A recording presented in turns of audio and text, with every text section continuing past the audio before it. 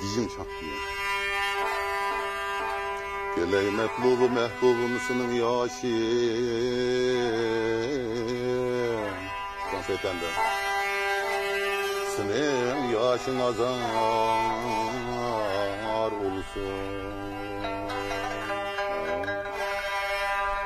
Ne kavaçkılı küre yüzü.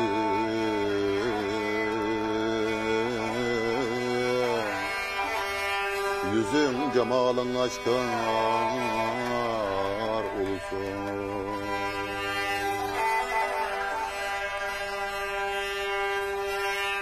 Ara bügüp emeğine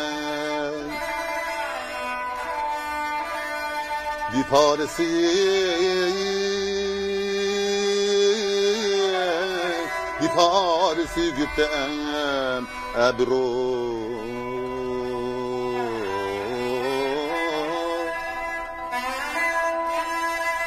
betir ki sözsem kaşin kamani halkadan olsun.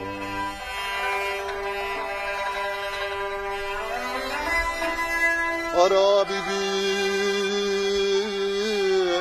güpveynet bir parsi güpem rüyet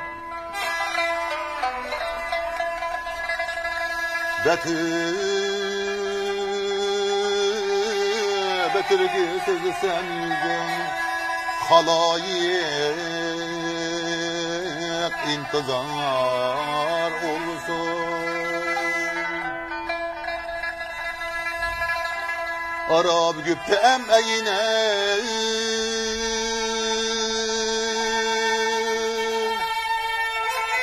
bir parsı güptem hendet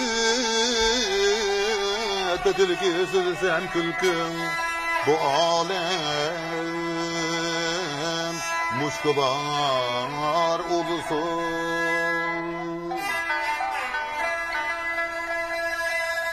Vay Arab güptem ricleyi alliyey bir parisi güptem ebru